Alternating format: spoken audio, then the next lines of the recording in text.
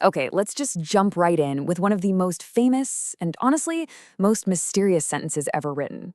It's a phrase that forms the bedrock of Christianity.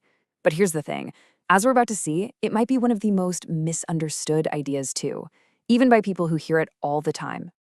Check this out. A recent study found something pretty startling. 63% of weekly church-going evangelicals, people in the pews every Sunday, do not strongly agree with the statement that Jesus is both fully God and fully man.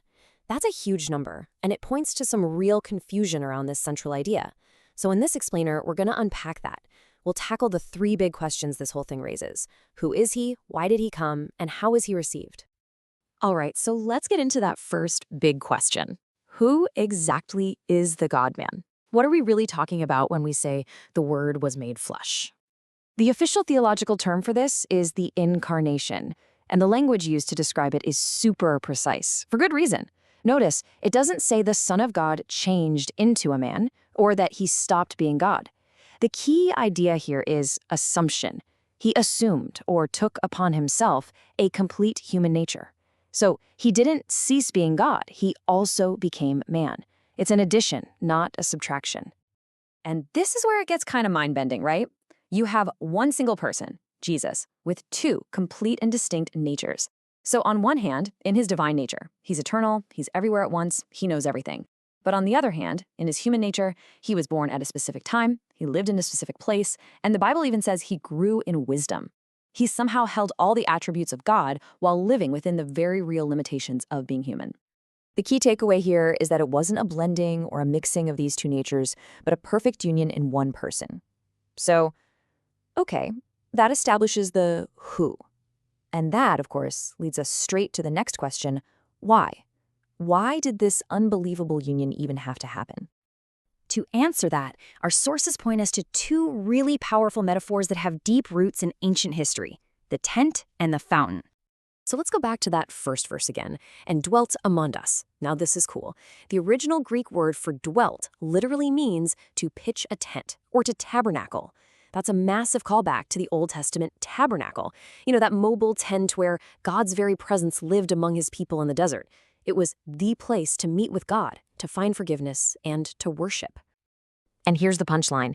The physical tent was just a shadow, a preview. In Jesus, God wasn't pitching a temporary tent made of fabric anymore. He was pitching his permanent tent in human flesh. The very presence of God, the place to meet him and find atonement, wasn't a building anymore. It was a person, walking around, right here with us. But what did this walking, talking tabernacle actually bring with him? Well, the verse tells us he was full of grace and truth. And that brings us to our second metaphor, the fountain. We often hear grace defined as just undeserved favor, which is true, but it's also kind of flat. There's a much richer way to think about it.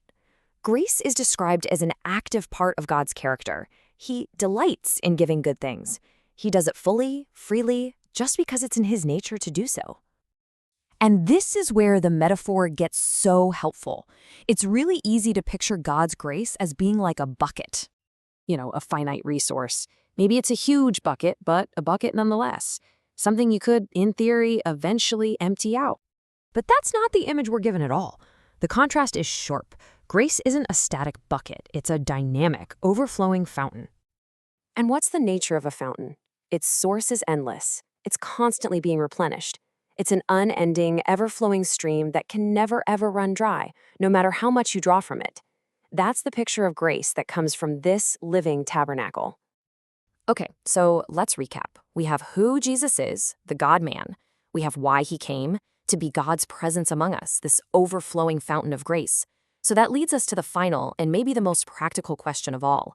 How is this incredible gift actually received? Let's be honest, this is the fundamental question, isn't it? When Jesus is presented, why do some people embrace him with faith while others just don't? Our sources suggest the answer isn't ultimately found in a person's decision-making skills, but in a divine act. This divine act is called regeneration, or simply being born of God. It's described as a supernatural event where someone who is spiritually dead is made alive. Now, the order of events here is absolutely crucial. This new birth isn't something that happens after we believe. It's presented as the very thing that enables us to believe in the first place. It's the cause, and our faith is the effect. And this change is a total inside-out transformation. It's not just about trying harder or changing your habits. It's described as getting a completely new mind that can finally understand the truth, new affections that actually love God, and a new will that wants to follow Him. It's a radical renovation of our entire inner person. So let's put it all together on one screen. Who is He? He's the God-man, that mind-bending union of two natures in one person, what we call the incarnation. Why did He come? To dwell with us and to bring an endless supply of grace, pictured for us as the true tabernacle and the overflowing fountain. And finally, how is He received? Through a divine act of new birth, a concept known as regeneration. You can see how each piece logically builds on the one before it. And so we'll leave you with this final thought. We often think of mystery as something abstract and far away, out in the cosmos somewhere. But what if the greatest mystery of all is actually the most personal one imaginable? The idea that an infinite, untouchable, all-powerful God would choose to become one of us, to pitch His tent in our neighborhood, and to offer a fountain of grace that never runs dry. That right there is the heart of what we've been talking about today.